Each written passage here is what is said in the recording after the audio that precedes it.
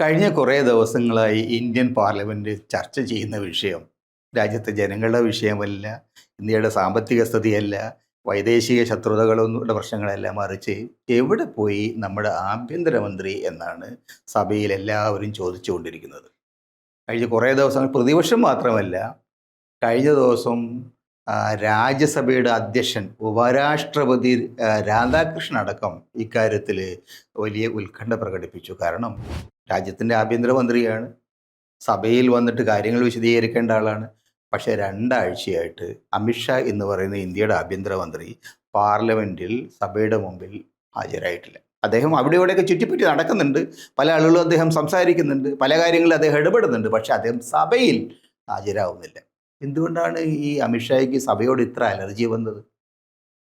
കഴിഞ്ഞ 7 വർഷമായിട്ട് ഇന്ത്യയുടെ ആഭ്യന്തരമന്ത്രിയായിട്ടിരുന്ന ആള്, സഭയിൽ വലിയ സിംഹത്തെ പോലെ ഗർജിച്ചു കൊണ്ടിരുന്ന ആള്, എന്താണ് പെട്ടെന്ന് ഇങ്ങനെ നിശബ്ദനായിട്ട് സഭയിലെ സഭാംഗങ്ങളെ കാണുമ്പോൾ തലകുനിച്ച് പതുക്കെ ഒഴിഞ്ഞു മാറി കളയുന്നത്?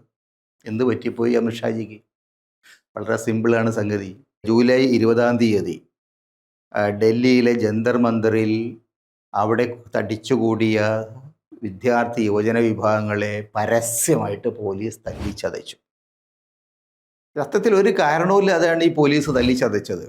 ബാറ്റണുകൾ ഉപയോഗിച്ചു, പെല്ലറ്റുകൾ ഉപയോഗിച്ചു, വാട്ടർ കാനൺ ഉപയോഗിച്ചു, ബോംബുകൾ ഉപയോഗിച്ചു. ഇങ്ങനെ എല്ലാം ഒരു വൈദേശിക ശത്രു വന്നാലുള്ള മാതിരിയുള്ള അതിഭീകരമായിട്ടുള്ള കടന്നാക്രമണമാണ് അവിടെയുള്ള കുട്ടികളോട് നടത്തിയത്.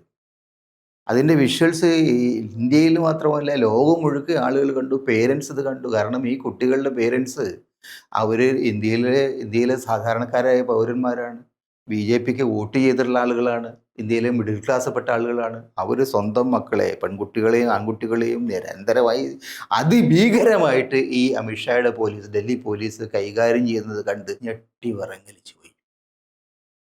തുടർന്ന് ഒരാഴ്ചയിലേറെയുള്ള നാളുകളിൽ ഇന്ത്യയിൽ അതിഗുരുതരമായിട്ടൊരു പ്രതിസന്ധി ഉണ്ടായി.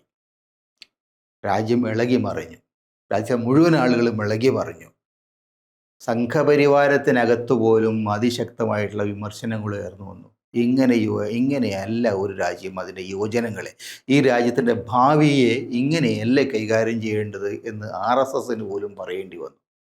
പഴയകാല പടക്കുതിര മുരളീ മനോഹർ ജോഷി പരസ്യമായിട്ട് പറഞ്ഞു, ഇതൊന്നും ശരിയായ ഒരു രീതിയല്ല.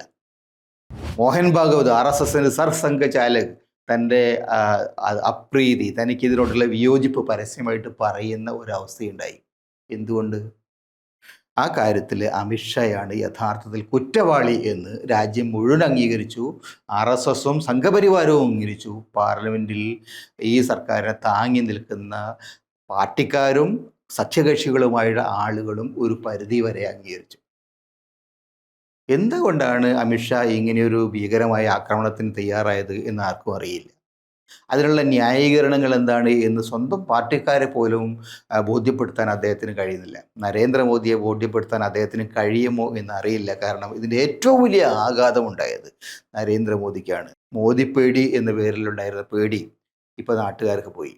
മോഡി ഇനി എത്ര അടിച്ചാലും, എന്നെ അത്ര ഭീകരമായിട്ട് ജയിലിൽ കൊണ്ട് വിട്ട് കഴിഞ്ഞാലും രാജ്യത്തെ ജനങ്ങൾ മുട്ടുമടക്കുകയില്ല എന്ന് ഡൽഹിയിലെ യുവജനങ്ങൾ കാണിച്ചു. ആ തരത്തിൽ 3-ാം ഭരണത്തിൽ മോദി സർക്കാരിന് 2-ാമത്തെ വർഷം മുട്ടുകുത്തിക്കുന്നതിൽ ആഭ്യന്തരമന്ത്രി വിജയിച്ചു എന്നുള്ളതാണ്. അപ്പം അതുകൊണ്ട് അദ്ദേഹത്തിന് മോഡിയെ ഫേസ് ചെയ്യാൻ വയ്യ, അതിന് പാർലമെൻറ്റിനെ ഫേസ് ചെയ്യാൻ പറ്റില്ല, അദ്ദേഹത്തിന് സ്വന്തം പാർട്ടിക്കാരെ ഫേസ് ചെയ്യാൻ പറ്റില്ല. അദ്ദേഹം അതുകൊണ്ട് മുങ്ങി നടക്കുകയാണ് എന്നാണ് പ്രതിപക്ഷം പറയുന്നത്.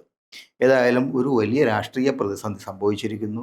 എവിടെ പോയി ആഭ്യന്തരമന്ത്രി എന്നത് രാജ്യം മുഴുക്കെ ചർച്ച ചെയ്തുകൊണ്ടിരിക്കുകയാണ്. ഒരു രാജ്യത്തിൻ്റെ ആഭ്യന്തരമന്ത്രി സഭയിൽ വരാതിരിക്കുക എന്ന് പറഞ്ഞാൽ പിന്നെ എന്തിനാണ് സഭ, എന്താണ് ഭരണം? അപ്പം അതുകൊണ്ടാണ് ഉപരാഷ്ട്രപതി പറഞ്ഞത്, ഈ സഭയുടെ വികാരം നിങ്ങൾ അങ്ങോട്ട് പോയി പറയണം എന്ന് കിരൺ റിജിജു എന്ന് പറഞ്ഞ പാർലമെൻ്ററി കാര്യമന്ത്രിയോട് വൈസ് പ്രസിഡന്റ് രാധാകൃഷ്ണൻ പറഞ്ഞു. അപ്പോൾ കിരൺ റിജിജു പറയുന്നത് അതൊന്നും പിന്നെ സഭയല്ല തീരുമാനിക്കേണ്ടത്, അദ്ദേഹം അങ്ങനെയൊന്നും ഉപദേശം നൽകുകയാണ് ചെയ്തിട്ടുള്ളത്, നിർദ്ദേശമല്ല എന്നാണ് കിരൺ റിജിജുവിൻ്റെ വാദം. ഉപദേശമായാലും ശരി, നിർദ്ദേശമായാലും ശരി, വരുന്നത് വൈസ് പ്രസിഡന്റിൻ്റെ വായിലൂടെ വന്ന വാക്കുകളാണ്. ആ വൈസ് പ്രസിഡന്റ് രാജ്യസഭയുടെ ചെയർമാനാണ്.